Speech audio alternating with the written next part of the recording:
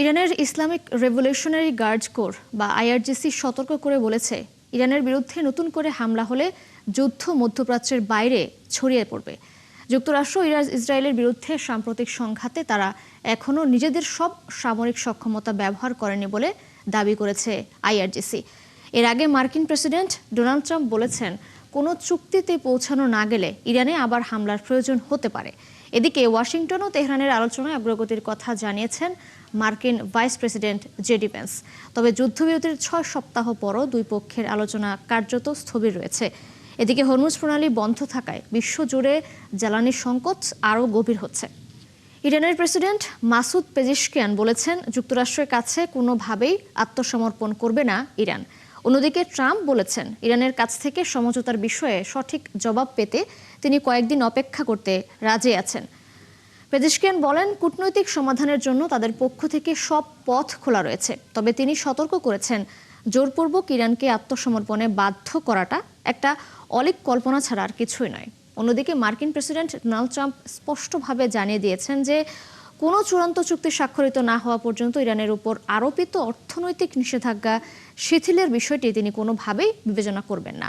এছাড়াও কোনো সিদ্ধান্ত নেয়ার ক্ষেত্রে তিনি তড়িঘড়ি করতে রাজি নন এবং প্রয়োজনে তিনি আরও কয়েকদিন অপেক্ষা করতে প্রস্তুত আছেন। এদিকে হরমুজ প্রণালীতে একটি বিশেষ নিয়ন্ত্রিত সমুদ্র অঞ্চল প্রতিষ্ঠার আনুষ্ঠানিক ঘোষণা দিয়েছে ইরান।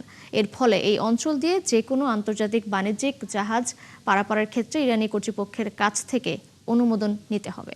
রাজনৈতিক সংকটে পড়েছেন ইসরায়েলি প্রধানমন্ত্রী বেনিয়ামিন নেতানিয়াহু। স্থানীয় সময় বুধবার ইসরায়েলি পার্লামেন্ট বিলুপ্তির প্রাথমিক একটি বিল পাশ হয়েছে। এর মধ্য দিয়ে ইসরায়েলে আগাম নির্বাচনের পথ প্রশস্ত হয়েছে।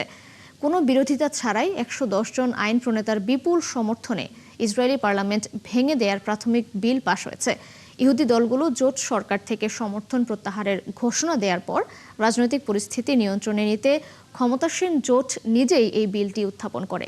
তবে প্রাথমিক অনুমোদনের মাধ্যমে ইসরায়েলে আগাম নির্বাচনের পথ প্রশস্ত হলেও একটি চূড়ান্ত আইনে পরিণত হওয়ার আগে সংসদীয় কমিটিতে পর্যালোচনা এবং নেসেটে আরও 3 দফা ভোটাভুটির প্রয়োজন হবে। আগামী অক্টোবরের নির্ধারিত নির্বাচনের আগেই সেপ্টেম্বরে এই আগাম নির্বাচন অনুষ্ঠিত হতে পারে। রাশিয়ার প্রেসিডেন্ট ভ্লাদিমির পুতিনের বেইজিং সফরে বহুল আলোচিত ও কাঙ্ক্ষিত power of Siberia 2 gas pipeline চুক্তিটি অধরাই রয়ে গেছে। দুই নেতা দ্বিপাক্ষিক বাণিজ্য ও প্রযুক্তির ক্ষেত্রে 20টিরও বেশি চুক্তি সই করলেও গ্যাস প্রকল্পের মূল্য, সময়সূচি ও অর্থায়নের মতো গুরুত্বপূর্ণ বিষয়গুলোর কোনো সুরাহা হয়নি। তবে ক্রেমলিনের পক্ষ থেকে জানানো হয়, পাইপলাইনের রুট ও নির্মাণের ধরন নিয়ে একটি সাধারণ বোঝাপড়ায় পৌঁছানো গেলেও গ্যাসের দাম, নির্মাণ ব্যয় এবং বাস্তবায়নের সুনির্দিষ্ট সময় রেখার মতো গুরুত্বপূর্ণ বিষয়গুলোর মীমাংসা এখনো বাকি। তবে বিশেষ বিশ্লেষকদের ধারণা, এই আলোচনা চূড়ান্ত রূপ নিতে আরও কয়েক বছর লেগে যেতে পারে। এদিকে এই চুক্তির বিষয়ে এখনো কিছু জানায়নি চীন। মার্কিন বিমান নির্মাতা প্রতিষ্ঠান বোয়িং থেকে 200 বিমান কেনার বিষয়টি আনুষ্ঠানিকভাবে নিশ্চিত করেছে চীন। গত সপ্তাহে বেইজিংয়ে মার্কিন প্রেসিডেন্ট ডোনাল্ড ট্রাম্প এবং চীনের প্রেসিডেন্ট শি জিনপিং এর বৈঠকের পর এই ঘোষণা আসে। স্থানীয় সময় বুধবার চীনের বাণিজ্য মন্ত্রণালয় জানিয়েছে, চুক্তির আওতায় বিমানের ইঞ্জিন, যন্ত্রাংশ ও বিভিন্ন উপাদান সরবরাহে নিশ্চয়তা দেবে যুক্তরাষ্ট্র। পাশাপাশি দুই দেশ গত অক্টোবরে হওয়া শুল্ক যুদ্ধবিরতি আবারও বাড়ানোর দিকেও কাজ করবে। এছাড়া অন্তত $30 বিলিয়ন পণ্যে পারস্পরিক শুল্ক কমানোর উদ্যোগও নেওয়া হবে। এদিকে চীন সফর শেষে এয়ারফোর্স ওয়ানে সাংবাদিকদের ট্রাম্প বলেন, বোয়িংয়ের জন্য 200টিরও বেশি বিমানের চুক্তি হয়েছে। ভবিষ্যতে 750টি বিমানের প্রতিশ্রুতিও রয়েছে, যা এ যাবৎকালের সর্ববৃহৎ অর্ডার হতে যাচ্ছে। চীনের দক্ষিণাঞ্চল ও মধ্যাঞ্চলে বন্যায় 25 জন নিহত হয়েছে। নিখোঁজ রয়েছে আরও অনেকেই। বন্যায় বন্ধ রাখা হয়েছে স্কুল ও ব্যবসা প্রতিষ্ঠান। বিঘ্নিত হচ্ছে যানবাহন চলাচল ও বিদ্যুৎ সরবরাহ ব্যবস্থা।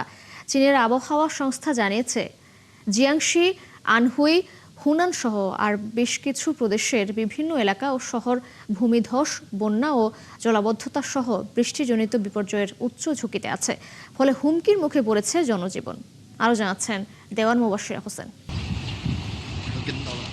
টানা বর্ষণে যেন পানির নিচে ডুবে যাচ্ছে চীনের বিস্তীর্ণ জনপদ।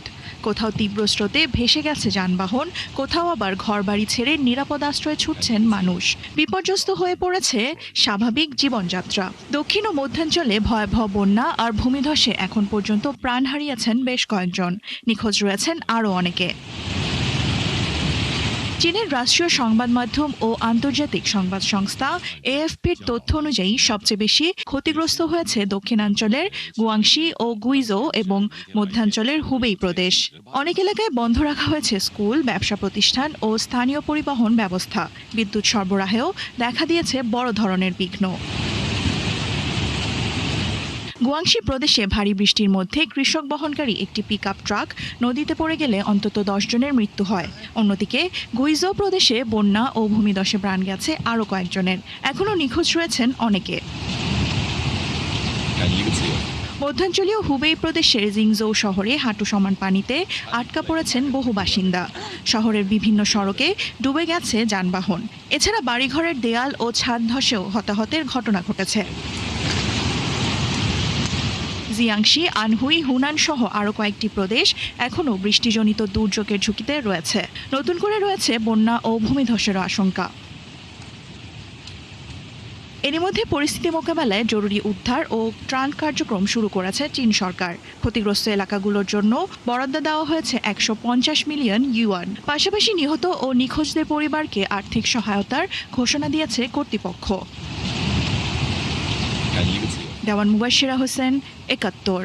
হত্যা, ষড়যন্ত্র সহ একাধিক অভিযোগে কিউবার সাবেক নেতা রাহুল কাস্ট্রোর বিরুদ্ধে মামলা করেছে যুক্তরাষ্ট্র। স্থানীয় সময় বুধবার মিয়ামির ফ্রিডম টাওয়ারে এক সংবাদ সম্মেলনে ভারপ্রাপ্ত অ্যাটর্নি জেনারেল টড ব্লাঙ্ক কথা বলেন। মার্কিন অভিযোগে বলা হয় 1996 সালে কিউবা ও ফ্লোরিডার মাঝামাঝি আকাশসীমায় দুটি বিমান ভূপাতিত করে 4 জনকে হত্যার ঘটনায় রাউল কাস্ট্রো সহ আরও 5 জন জড়িত ছিলেন। নিহতদের মধ্যে 3 জন ছিলেন মার্কিন নাগরিক, আর ঘটনার সময় কাস্ট্রো ছিলেন কিউবার সশস্ত্র বাহিনীর প্রধান। এসব অভিযোগে যাবজ্জীবন কিংবা মৃত্যুদণ্ড পর্যন্ত হতে পারে 94 বছর বয়সী কাস্ট্রোর। একসময় রাজনৈতিক স্থিতিশীলতার উদাহরণ হিসেবে দেখা হতো যুক্তরাজ্যকে, অথচ গত 1.5 দশকে দেশটিতে প্রধানমন্ত্রী বদল হয়েছে 6 বার।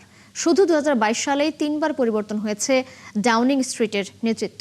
সবশেষ কিয়ার স্টারমার ক্ষমতায় এলেও অর্থনৈতিক চাপ, ব্রেক্সিট পরবর্তী সংকট, মূল্যস্ফীতি ও জন অসন্তোষে আবারও নড়বড়ে হয়ে উঠেছে ব্রিটিশ রাজনীতি। বিশ্লেষকরা বলছেন, দীর্ঘমেয়াদী নীতিগত বিভাজন ও বৈশ্বিক সংকট দেশটির রাজনৈতিক স্থিতিশীলতাকে বড় চ্যালেঞ্জের মুখে ফেলেছে। বিস্তারিত ওয়ারিসুল ইসলামের প্রতিবেদনে। স্থানীয় নির্বাচনে ক্ষমতাসীন লেবার পার্টির ব্যাপক ভরাডুবির পর থেকেই উত্তপ্ত যুক্তরাজ্যের রাজনীতি। বারবারই দাবি উঠছে প্রধানমন্ত্রী কিয়ার স্টারমারের পদত্যাগ নিয়ে। তবে যুক্তরাজ্যে এটি নতুন কিছু নয়। 1 বছরেই 3 বার প্রধানমন্ত্রী বদলের রেকর্ড আছে দেশটিতে।